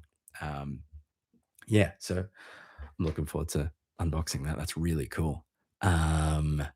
Kyle, wait, you had this come on the same day I finished Loki season 2 for the first time. Crazy coincidence. Yeah, I mean, I've answered the season 2 part, but fuck it, dude. It's awesome. It's so good. It's so good. I think maybe at the time I was even like the Jonathan Majors stuff had just happened and I was like resistant to watch the show. He's only in like 4 episodes of the whole thing. I was kind of surprised how little he's in. I think when I like they set up him at the end of season 1, it was like, fuck, they're gonna go crazy with that in season 2. And he's like more like the MacGuffin instead of like the main threat or the main plot. He's like the thing that sets into motion the problem that they need to solve, which is like the temporal loom and stuff falling apart. And like, oh, we need to track down him to try and fix this and figure it out. That's kind of it, that's cool. Okay. Nick Heaster's comic book Loki is Loki, haha, at his best in Simonson's Thor. Waltz can't talk. That's good. We'll have a chat, Nick. I have thoughts on Loki in different eras. We'll talk about it. Chat, should I message this girl back on Hinge? She seems pretty cool. Yeah, man. Yeah, do it. Yeah, do it. I've met some cool women on Hinge. Yeah, hell yeah. Yeah. Just get out there and talk to people, man. Unhappy Spoon, I genuinely believe the end of season 2 is the best thing the MCU has ever done. Yeah, like it is in terms of like Disney, like Marvel Studios, it's the best thing they've ever done. I say that over, like the first Iron Man means everything to me. That's it. No, like Infinity War, I fucking love. Doctor Strange, I think is just a gorgeous telling of that character. I think it looks beautiful. I think it's so true to what that character is. It means the world to me. But Loki season 2 or even just the end of season 2, I think is just the best. That's the best thing Marvel Studios has produced. That and like Werewolf by Night. Those are my takes, I guess. Adam Smith, let us know how it goes. Oh yeah, no, you guys are talking to yourselves. Have you watched any Wonder Man that just came out on Disney Plus? I haven't. I hear it's great, and I feel a moral obligation too because Trevor Slattery's there, dude. I fucking love Trevor Slattery. I love that guy. And apparently, yeah, like I said, apparently really, really good. So I'll give it a watch. I mean, it all released at once, which is super cruisy. I could just binge watch it, even though I've got to binge watch Bridgerton this weekend because first half of season 4 of Bridgerton is out, guys. So get on that. I'm sure you will. Have you? Fuck! I'm just gonna read the same question. White Skull Media. What do you want from an Iron Man game when it eventually comes out? If it eventually comes out, I want them to explore his alcoholism in some important way. It'd be nice for an adaptation to do that. Yeah, I agree. I mean, that's the one thing that the MCU never really got to do, and I don't like hate them for it. I mean, they've never really dealt with it in the last 10 years. Dan Slott sort of almost did, and then it didn't. Like there was just nothing to it. Duggan sort of did, but it was more just a flashback to the Denny O'Neil stuff, which is peak, and you should read that. So like I don't necessarily like I wasn't missing it per se. Especially like once his movies were done, you're not going to explore that stuff in anything else. And I think it was way too late. Like he movie Tony Stark is like more the ego's a little bit bigger and he's a little bit more in your face. And I think if they did the alcoholism stuff later, people would fucking hate that character. I think they would get sick of him. I really do. Yeah, I think they would get sick of him. But yeah, I still would like it. I would like it to be done. Unhappy Spoon. We talk about great endings in comics. If they never had Loki back in the MCU, I'd be totally fine. Yeah, dude. I assume they're not going to just ruin that ending. I fully expect that he will leave that place. But I would also be okay if like all we get from Loki is that like somehow Thor finds him again And Thor's the one that's like, brother, we have to get you out of here or whatever. And Loki's just like, no, this is I'm content. This is what I want to do. This is where I want to be. Because like, oh dude, that line, I'm getting chills and I feel like I'm gonna cry thinking about it, but just like I know what kind of God I want to be or have to be, whatever. But I just oh man, that's so good. Brandon Franco, I love Doctor Strange. I think Multiverse of Madness is overhated. I think it is. I guess it depends what circles you're talking. I think it's a movie that people very easily go like, "Oh, mid." I think it's a lot more good than it is bad. I like a lot of it. It's probably not what I wanted for a Doctor Strange sequel. I still really liked it. I think Benedict is so good in that role. I mean, I remember when the shortlist for that movie in like 2015 was between Ethan Hawke, Benedict Cumberbatch, and Joaquin Phoenix. And I was a massive Benedict fan at the time because I loved Sherlock, and I was like, "Oh my god, please, please!" And then they did, and that was that was an all timer moment in my life, man. I was like, "Yes, thank you, you made the right choice." I like Ethan Hawke and Joaquin are fine, but like, can you imagine? No, come on, come on. Benedict Cumberbatch has this weird, like, not weird. I don't want to make fun of his appearance, but he has such a like unique face. He's got like this really strong bone structure here and the piercing blue eyes, and his skin's really smooth. And he's like, you see him, and it's like, oh, that's Benedict Cumberbatch. There he is. He's so that guy. And that kind of like ethereal look that he has is so perfect for Steven because it's like, is he 28 or is he like 60? Like, I love that. I think that's so cool. Um, Love Benedict. Love that first movie. Really like the second one. Would love a third. I would love for them to give Strange more to do. Um, Obviously, I mean, he's like my third favorite character of all time, but I think he's just going to show up in a couple cool cameos, and hopefully that's enough. I guess that's it. Um, Nick Heasters, Cantwell having him addicted to painkillers could have been really interesting if they didn't resolve it in like one issue. Yeah, they did. That's whatever. I mean, they Cantwell did a few like addicted to things. I mean, it was the painkillers at the start, being a substitute for alcohol. Um, then there was the like the god armor stuff and how he went too far with that, but he's like, I had the best of intentions and whatever. It's like the same shit, but I don't know. Cantwell run is fine. Brendan Franco, have you seen the In-Art Dark Knight Rises Batman? I'm on the fence of purchasing it. Is that the little? Is that the 1/12 one? The 1/12 scale version? They haven't done a 1/6 one, have they? I'm gonna Google it just in case. I'm pretty certain. Yeah, dude. Oh yeah, the 1/12 one. Yeah, it looks fire. It looks awesome, and it's actually as someone who's pre-ordered a fucking in-art Rick Grimes and was like, "Oh my god, that was so much money," and you see the in-art figures and you're like, "Oh, that's so much money," and then you see the price of the 1/12 Batman and you're like, "Actually, that's kind of reasonable. That's pretty good." If you're ever going to get like a 1/12, like a if you're ever going to get just one 1/12 figure, and obviously you have to be a fan of that character and stuff, that's the one to get, dude. I'm co-signing Brandon. You should get that, dude. You should get that. Not to be morbid, but you can't spend money when you're dead. So spend it now. You convinced me. Fuck. Back in the day, my friend used to always be like, "Should I buy like this Lego set? Should I buy this?" And I would always say, like, "I'm not going to tell you what money to spend." And now I'm just like, dude, Brandon, you got to buy that fucking, you got to buy that in-art toy, dude. Okay.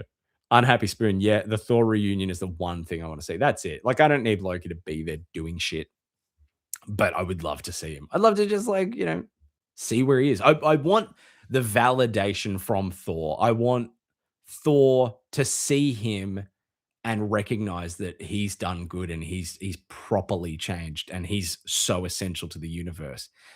And I also want Loki's reaction to be like, I really appreciate that. It's so good to see you again. But also, you can tell that he doesn't need the validation anymore. He's not living up to anyone else's ideas or principles or trying to be anything but what he is now. I think that'd be fucking sick. It's also a genius callback to Loki in the first movie, but his arc is so fucking good from start to finish. Oh, yeah, that's the thing too. Like, in the MCU, you've got two diverging timelines where you actually just get like the best Loki ever stuff. Like if you get I mean, Thor: The Dark World exists in one and not the other. I guess that's something. But he's cool in that movie. He is actually really cool in that movie, I think. But like if you get the Loki that goes into Ragnarok with Thor, and then by the end of that movie, it's like actually he seems like he's doing good. Like he when you think he's not going to be there, or Thor thinks he's not actually there, and it's a projection, and then he throws the can or whatever, and he catches it, and he's like, "I'm here," which is definitely an 80-yard line that they put in later, but whatever. I love that. I love that he's there. That shit made me so happy. And then obviously he dies trying to get at Thanos, which is, maybe it was a great move, but he was more doing that to save his brother. And I guess the Hulk, I don't know. I don't really remember the timeline of events there, but he was doing good. He was being a good boy. And then he dies and it's sad. And I cried. I definitely cried. And then Loki is like the alternate version of that. It's like, what if Avengers happens and then we go a different way and we see, and like all roads into Loki being good, and he's good at heart. And that's kind of, it's biased because I first encountered Loki as a character through the MCU, but this is where my comic book hot take on the show will come in, where the whole all roads kind of lead to Loki being good. Um, that's something I really like, and that is something that is really not present in classic Loki at all. Dude, that line in Ragnarok where Bruce is just like, "Hey, last time I saw you, you were trying to kill everyone. Where are you at with that these days?" And Loki's like, "It varies from moment to moment." And Bruce is just like, I fucking love it, dude. I love Ragnarok. I'm sorry, I'll say it on here. I love Ragnarok. I think that movie fucks up. That movie has Thor, Loki, and Doctor Strange in a scene together. It's absolute fire, dude. It's so fire. Been falling for 30 minutes. It's the best, dude. Kyle, do you prefer Marvel's magic side or DC's magic side? And what did you think of the Constantine Doctor Strange crossover? Constantine Doctor Strange crossover was very fun. I wish it was longer. That's all I've got. It's cool. But like by the time it ends, you're like, I want to see them learn some stuff from each other. In terms of magic, like both Marvel and DC have like big cosmic ideas. Like if you're talking like Phantom Stranger, but then also like Eternity, like they're similar things. And it's also difficult because like Doctor Strange is one of my favorite characters, a top fave. So is Zatanna. So I've got two characters split on either side. I think, oh fuck man, I personally think like Marvel magic stuff I prefer. I think it's got more development. I like that the DC stuff is like kind of darker and more aloof, and it's like dark magic-y kind of shit. I like that. But I think I just love weird cosmically magic stuff. I love that Doctor Strange's version of like encountering magic is just bright pastel colors and fucking nutso monsters and stuff. And DC doesn't do that as much. So I'd probably say Marvel there, but like they're both cool. Um, I think that's it. White Skull Meter, I'm going to ask the Iron Man game question again because I brought up the alcoholism and that was the more lengthy topic. Sorry. Yeah, sorry. Okay. A game. Um, Give me like open world. It doesn't need to be the biggest open world, like GTA 5 map size, which these days I feel like you could piss that in. That doesn't seem that hard. I mean, what do I know? I don't develop games, but like, they seem to churn out maps now that are bigger, just like easy as fuck. So I don't know. Make it so that he flies like 5 times faster than that Avengers game so that you can really like, because you want to feel the like, holy shit, I'm going quick. There's no point doing it if you feel like you're just sort of cruising through the air. You want it to have that level of zip. Like when you fly like a fighter jet in a GTA and you're like, going through the I'm doing the fucking sound effects, dude. You're like flying through the mountains and stuff. And it's like that's really sick. Like I love that.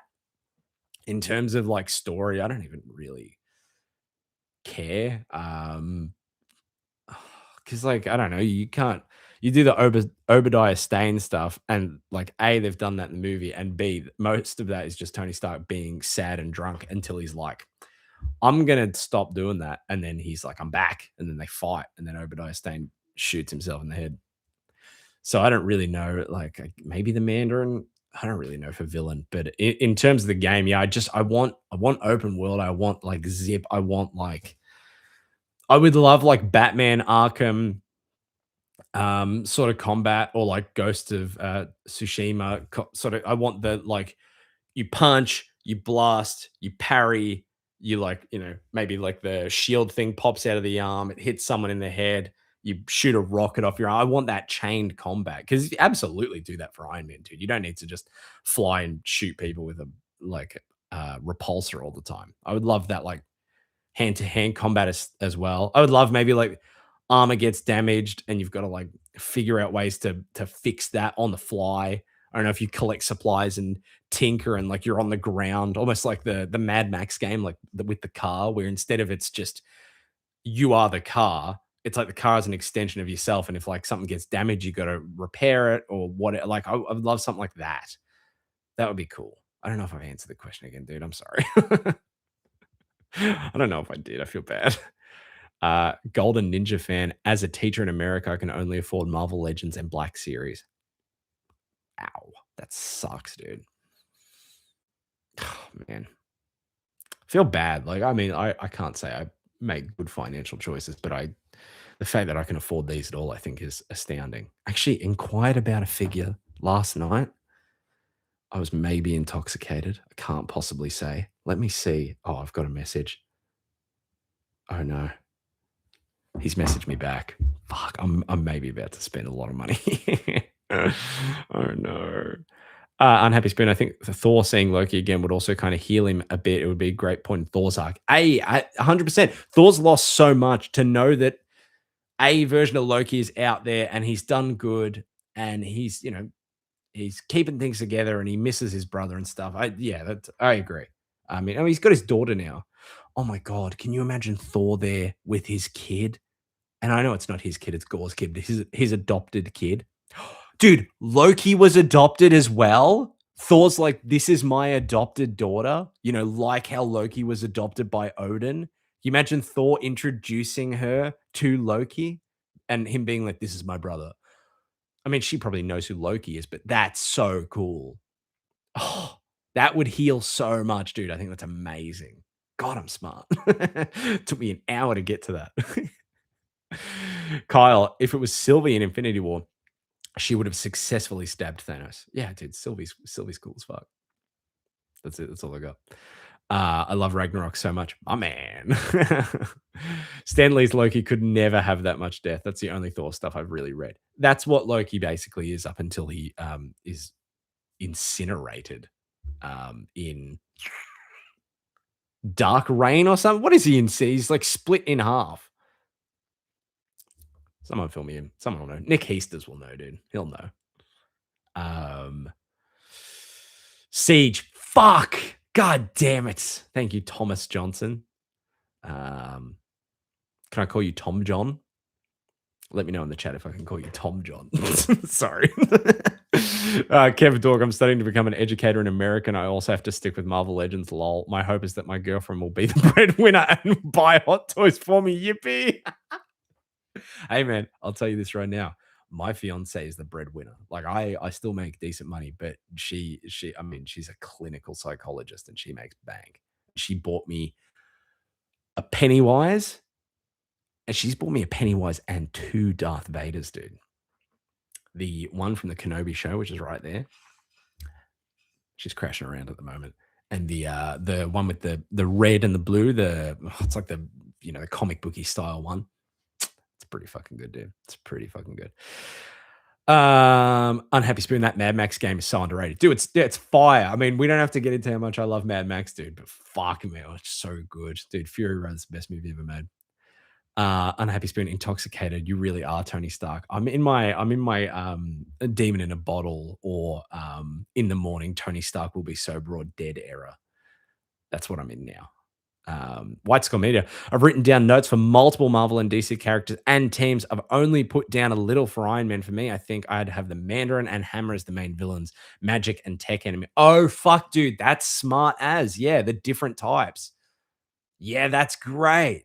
I love that. Dude, you're fucking goddamn. White Skull Media is the GOAT. Has White Skull Media ever missed a live, or ever not commented on a podcast, or ever not liked the thumbnail on Instagram? I don't think he has. I think he's hit it every single time, bro. Weird phrasing. Unhappy Spoon. Holy shit. Yeah, that's definitely unintentional because Love and Thunder had no thought put behind it. Yeah, man. I know. I said this to my fiance the other day. I was like, look, Thor the Dark World is mid as fuck. But I'm glad the worst Thor movie doesn't have Loki there, so I don't have to care. I don't have to watch it. Like I can watch Thor: The Dark World and be like, "This is a middling movie, but there's some cool stuff there." And Love and Thunder, I'm just like, "This is so fucking stupid, dude." So dumb. Tom John says, "You may, you're permitted or unpermitted." No, I'm permitted. Yeah, one of those. Tom John, I like it. Is that my cat? Can you guys hear that? Can you hear that? Can you hear that? He was so loud then, dude. That was Eddie, named after Venom. Okay. Golden Ninja Man, I need to marry rich. Yeah, that's it, man. I can't blame anyone for doing that at all. Marie, any thoughts on the future Star Wars movies coming up, like the Mando and Grogu movie? Oh, dude, like I would love to go in and see the Mandalorian and Grogu and be like, holy shit, that was actually a really good movie, really fun Star Wars movie. The trailer to me looked very much like, oh, this should be a special on Disney Plus, and even like below that, like it looked like a a middling episode of like season 3 of that show. It wasn't giving like the gravitas of Star Wars, but I mean, I'll go into it with an open mind. I'm not, you know, I'm not as jaded, I think, with Star Wars. Like I pick and choose my favorite things, but yeah, like I will go into it with an open mind and see how I feel. I really like Solo, dude. I'm a Solo apologist. I love that movie. Well, love is a strong word. I really like that movie, and I love Rogue One. Force Awakens pretty good. The other sequels, they're okay, but they're like they. You can love those movies, and I don't give a shit. That's fine. You know what I mean? Like I think that's cool that people like it. We all have different things. I fuck, dude. I hated as a Clone Wars diehard. I fucking hated every time a Rebels episode came out in that era where people would go like, "Oh, it's not Clone War." Okay, we get it. You saw Clone. We all did. We all grew up with it. It's fine. Let people experience this thing. Let this thing tell the story that it's going to tell before we just en masse shit on it. Just think it's silly, man. Just think it's silly. Or you can be Star Wars Theory and just grift a bunch of bullshit because you've got no fucking moral center and you're just a dog cunt. You could be that, I guess. You could be that, I guess. Bro, what the cat doing? Every time I feed him, we feed him, every time he gets fed, he just does this really loud, like warbling, like he's thanking us for the fact that he's been fed. I don't know, man. That's just his thing. That's just his thing. Oh man. Andre, studying to be a doctor just to buy Omnis. Dude, are you actually studying to be a doctor? Because that is fire. I deeply regret that I didn't do that. I would love to have a doctorate and do something like that. Not that teaching isn't, nothing, but I yeah, would have liked something like that. Starfighter sounds good. It does, dude. I'm a sucker for the goose. I know me and every other white male is just like, oh, I'm literally him, but like, dude, I literally am him, and I like him. I like his vibe. I think he's cool. I like that clearly when he got nominated for Barbie, he was in on the fact that like this is why did Margot not get nominated? Why did you nominate Ken and not Barbie? I like that he doesn't seem to have like arrogance or ego to the fullest extent. I like him. I like Gosling. I think he's cool. I won't forget you, buddy. Flash and Reverse Flash fan casts. I see people throw around Anthony Starr a lot for Reverse Flash. He could do it. I don't know if he would want to. He's like unhinged generally, so he would play that character really well. In terms of like Wally, I just pick someone that I haven't heard of that is talented and is perfect for the role and will make lots of money. That should be easy. I think just do that. That'd be super easy. Brandon Franco, Star Wars Force Unleashed. Oh, unleaded. Unleashed was the best Star Wars game ever. Bro didn't play Battlefront 2. Okay. Andre says yes to a comment that I've since forgotten. I'm going to scroll up. I feel bad. Oh, yeah. Dude, Dr. Andre. was gonna say, "What's your last name?" You don't need to do that. Nick, I was gonna make that joke about KJ Apa, dude. I dead set was. I fucking promise you. I was like, "No, I'll refrain. I'll refrain." Unhappy Spoon. Tom Cruise directed a lightsaber fight in it. Apparently, what? In Tom Cruise directed a lightsaber fight in Starfighter? In Starfighter? Is that what you're saying? What does that mean? Andre, goal is to be a pediatric trauma doctor. That's goated, dude. That's fucking awesome. Like 10 more years of school. Never mind. Fuck that. No, stick with it, dude. That's cool. That's really cool. I watched Vithrenum 3 this year and a flight to Denver. Might be the worst movie ever. Golden Ninja fan. Um, no argument. I'll give you no argument. I'll say nothing. It's got my beloved Tom Hardy there, but it's not a good movie. Second one's okay. Second one's all right. It's kind of all right. White Skull Media top 5 Flash episodes. Okay, easy as fuck. The one in season 1 where Reverse Flash beats him up, like episode 9, and then at the end, it's like, he goes into the little hallway area and he looks at the costume and he goes, "Merry Christmas." That's I sounded like Jigsaw there, but anyway, love that, dude. Love that. The episode where genuinely, I don't know if it's called Back in Time or whatever it's called. It's the episode that starts and Barry's running and he's like on a street and he sees a girl on a phone and someone spills a coffee and whatever. And then he fights the weather wizard at like the shoreline and he runs back and forward so fast that he travels back to the moment from the start of that episode. It's the episode where Cisco gets fucking spoilers, where Cisco, to me, you've been dead for centuries. And then he through Cisco's heart. That is the fucking coolest episode. That's so fire. It's unbelievable. What else in that season? Ooh, okay. Some random ones. I'll go season 2, the episode where Barry. Oh, man, I'm just gonna say all the time travel ones, but the episode where Barry travels back to season 1 with his younger self, and he gets like locked up by Eobard. I've got an Eobard thing. You can tell. He gets locked up by Eobard, and then Eobard knocks him out and whatever, and he's just like, "Yes, I figured it out." He's so good. Kavanagh in those first couple seasons is fire, dude. And then after that, all the classics, all the classics. You know the ones I'm talking about. The classics, the good episodes, all the fire ones. I really liked Zoom in season 2 of Flash, dude. I thought he was cool.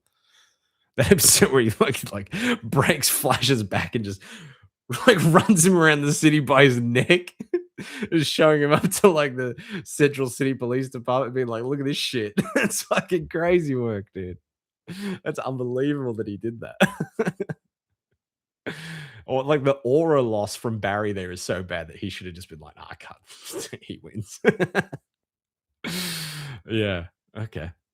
Yeah. Lightsaber fight, Starfighter, dude. That's okay. Sean Levy dropped the ball on Stranger Things. I don't vote for Star Wars Starfighter. I won't be watching it. I'm not a Stranger Things head, but I've heard a lot of negative stuff about those final few episodes, and especially I saw the amount of hate that he was getting. Whether it's warranted or not, I don't know, but yeah, that seems to be a common sentiment. I mean, like Sean, I don't want to disparage someone who's made a career off of making content and making movies. He's done good stuff. He's done better than I ever will. But he seems to be the go-to, like, we need someone to make something that's kind of average. Who will do it? And he's like, I'll do it. I'll do it, man. I'll do your Free Guy. I'll do your Deadpool and Wolverine movie. That one was probably better than usual. But still, it's not great. I'll do your insert Sean Levy project here. You know what I mean? He's that guy. He's that guy. Yeah, Epiree time travels. It's the best. Marie, it would be nice if Star Wars focused on another goated animated show, but that medium is great for that universe, dude. Some of the Tales stuff, I think the show was kind of middling overall, but the Tales of the Empire one, I don't even remember how it was split. Oh, it was split. It was half Barriss. I thought those episodes were not good, which was disappointing because I think Barriss is such an interesting character. The Barriss episodes are whatever. I thought oh, come on, dude. It's related to your character. What's her name? The Dathomir lady that works for Thrawn in Ahsoka. Her name is she was in The Mandalorian, and her name is I'm not looking at the chat. I looked at the chat, but the name wasn't there. Fuck, what is her name? The episodes focusing on her were good, and that second episode where Thrawn showed up and Lars was there, and he was in like the Commander Thrawn outfit or Captain Thrawn or whatever. That was I want like a show of that shit, dude. Give me like animated Thrawn for like 8 episodes. Be fucking fire. I love that they're doing the mall show. Like I know there's like maybe there's an overbearing amount of content for Maul, but like you get Sam Witwer in that booth and you get like, yeah, the Clone Wars animated style, and I'm seated, baby. I'm there. That's cool. Morgan Elsbeth. Fuck. Yeah, dude. I don't think I would have gotten there, man. I can't believe I didn't remember that. Damn. That sucks. Because usually I am that guy that remembers the niche people. And that one's not even that niche. That's super disappointing. I had a dream Zoom kidnapped my parents and adopted me when I was like 11. Oh, that's crazy. I really had to think about that. It's crazy. And at first, when I read it, it was like I had a dream that Zoom kidnapped my parents and adopted me when I was 11. I thought maybe you had that dream now, and it was about when you were 11. But do you mean you had that dream when you were 11 years old? Do you wake up in a cold sweat as an 11-year-old child and you're like, "Ah, Zoom stole my parents?" That's really funny. I'm sorry. Sorry to yeah, I was 11. I don't know why that's really funny to me. That's crazy. Actually, I had a weird ass dream the other night. It was do you want me to tell you the dream I had? It was really weird. It was so bizarre. Gold Ninja fan. We all reading that new Maul comic. Maybe, maybe. I don't know. I don't know. Look it up. I don't know. Yeah, Darth Maul and Ahsoka are in many projects, probably due to Dave Filoni. Yeah, look, man, I simultaneously agree that Filoni has his faves and he does his Filoni stuff over here. But at the same time, the Filoni faves are also my faves. And I'm like, you can do whatever you want to. I love that he's just like, here's another Ahsoka thing. Yeah, I love her. Like, I love animated Ahsoka more than live action. I think Rosario got better as she kind of found that character. Um, but I'm a sucker for Filoni's favorites, dude. I really am. He's like, here's Bo Katan. I'm like, woo, there she is. I mean, again, it's a live action problem. I didn't like her as much in Mandalorian, but it was like, especially in season 2 when she showed up, I was like, oh, what the fuck? That was that era like where we didn't realize the extent of which we could cross over stuff. And like that was when they started talking about Thrawn in what season 2 of Mando in that Ahsoka episode, which is fire, dude. That episode's so cool. Dude, I remember I was sitting in my bed watching that. This is peak like living at home with parents where it's just like, laying on a bed with a flat screen TV. That was my life. God damn. Watching that episode and Ahsoka goes, "Where is he? Where's your master? Where's Grand Admiral Thrawn?" I think my head nearly exploded off my shoulders like Suicide Squad style. Fucking dude, I was unbelievably excited. And then I was like, please be Lars Mikkelsen, please be, because I fucking love Lars Mikkelsen as Thrawn. You can't see it. There's all my Thrawn collection up there. Behind that little bust is a signed card. That's like one of those the tops playing card things signed by Lars Mikkelsen. And I got that from eBay from a guy who was like, I sent in an offer and he's like, oh, sorry, man, I can't do it. And I went, oh, good. And then we just started talking about Thrawn. And based off of like how much I love the character, he went, dude, you like really care about this character. You can have it for that price. And he gave it to me for like incredibly cheap. Super thankful to that guy. Just unbelievable stuff. That's the stuff that brings people together, man. I love that. Yes, growing up as a female Star Wars fan, I would have never guessed Ahsoka would be as popular as she ended up being. I love that. I love the evolution of that character. I mean, you could have done without the tube top situation, but I love that that character has evolved from annoying. Well, not annoying. I never found Ahsoka annoying. I liked her a lot, but that kind of I guess, annoying and endearing character, and then has just moved into like the coolest character ever, dude. Um, Chat Hinge update. I think it's going well. Hell yeah, man. Um, but yeah, I love that character. I wish Ahsoka's like such a funny character. She's a character that beat the woke allegation. You know what I mean? Where all those stupid fucking she's a character that existed before people just got pissed anytime there was like a woman in Star Wars. So she's kind of default become the like female character of Star Wars. It's like her and Leia. Because anytime like you put Rey in a movie and Star Wars Theory is on his stream crying about it. It's like, dude, chill out. You can make more AI of Luke Skywalker. It's okay, dude. It's okay. Fuck, man. What else is my favorites? My favorites are Anakin, Thrawn, obviously. Two Thrawn. I can reach the Thrawn hot toy from here if anyone wants to see it. Do you guys want to see my hot toys? I gotta do a video on it. Thrawn, love Thrawn. Anakin. I really like Maul. Here's the thing. I really love animated Maul because of Sam Witwer, but I don't give a fuck. When Ray Park, I guess, he seems like he's lost his actual fucking mind. What is Tyler saying no to? I think he's lost his actual mind on social media. But like I feel nothing for like when he showed up in Solo, it's just like, okay, there he is. Like I just like the animated one, dude. I like how he looks. I like Sam Witwer. I know Sam Witwer did the voice in Solo, but it just I don't know the whole look. I was just like, oh, funny, he looks silly. Guys, I'm picking up Chipotle right now. Tell me if you want anything. I've never had Chipotle, but get me a burrito. I assume they sell those. Yep, she had insane run in terms of character development. Hell yeah. I'm hoping Ahsoka season 2 actually continues that because like they did it was almost like a soft reboot in Ahsoka where they did the like, oh, she trained Sabine and it didn't work out and whatever. And I don't know, it didn't. I don't know. I would like them to explore those characters a bit more and give like Ahsoka more of a more development post all of the other development that she's had. I just don't want her to like be one note. I want them to. I mean, it's Filoni; he will care, but I want them to give her a lot, make that character interesting. Still don't know what Tyler's saying no to. If you haven't read the Ahsoka book, you should. I read the Ahsoka book as part of my 5 years where I read every Star Wars book. It's a good book, man. I read that and I read A New Dawn, the Kanan and Hera book back to back while playing I was listening to the audiobook.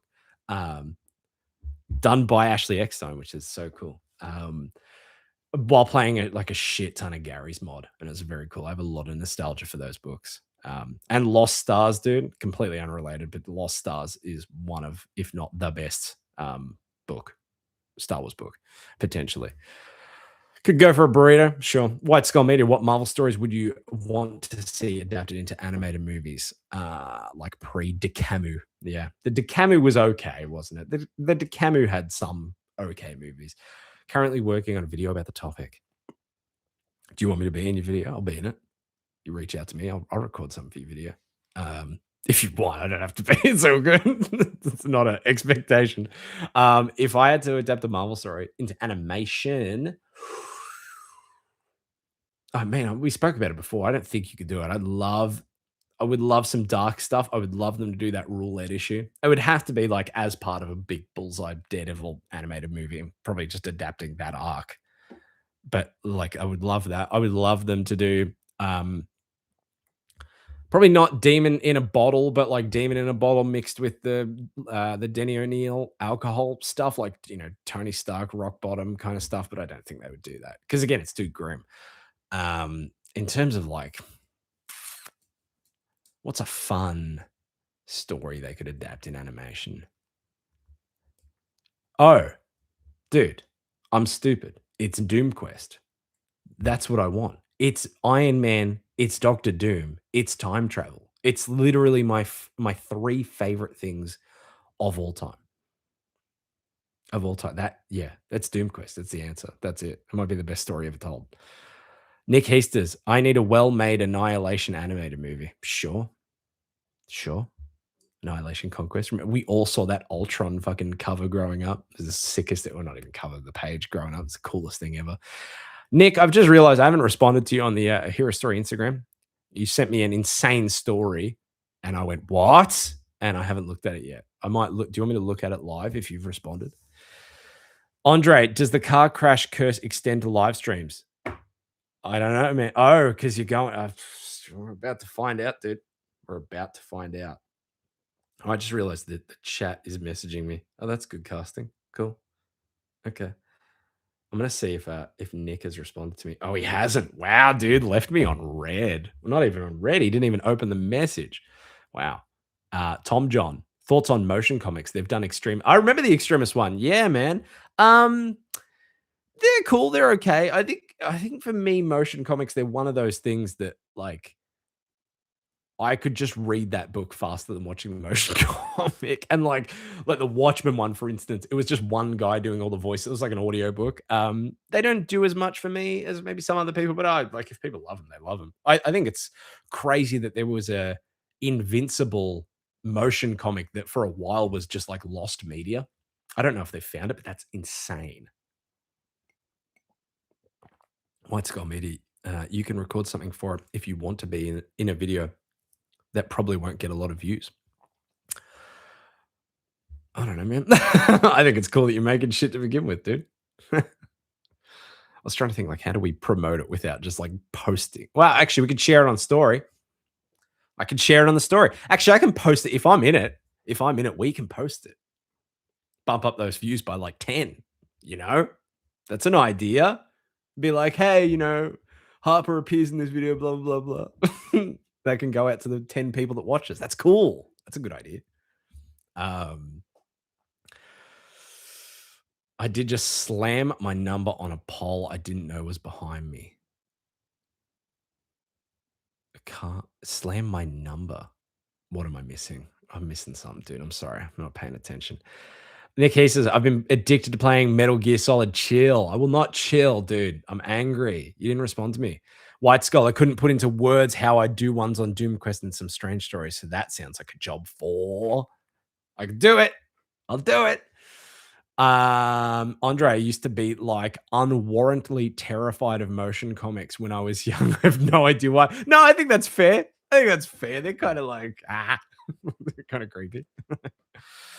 I just remember watching the death of Ultimate Spider-Man and being scared as hell.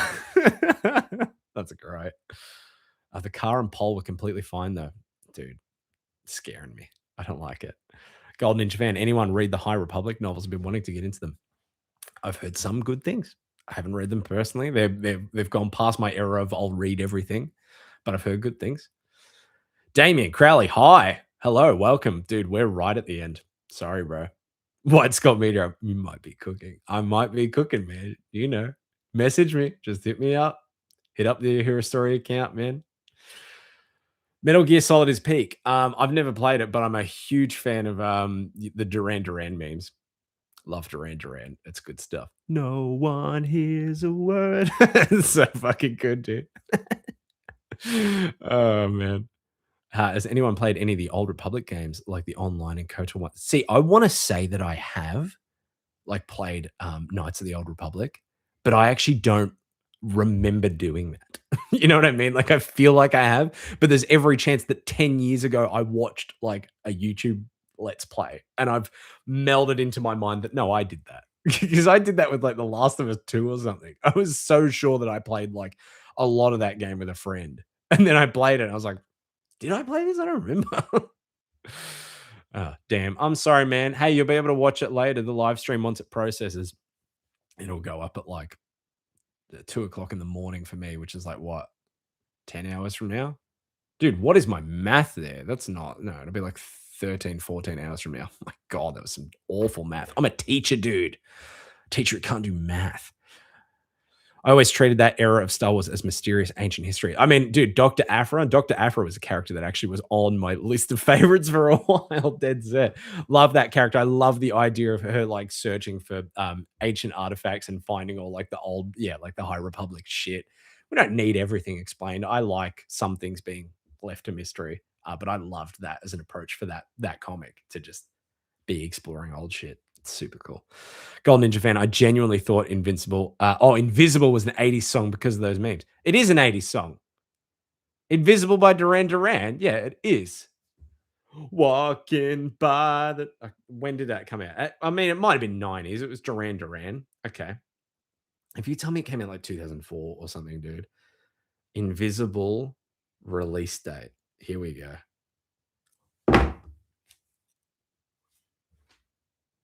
2021?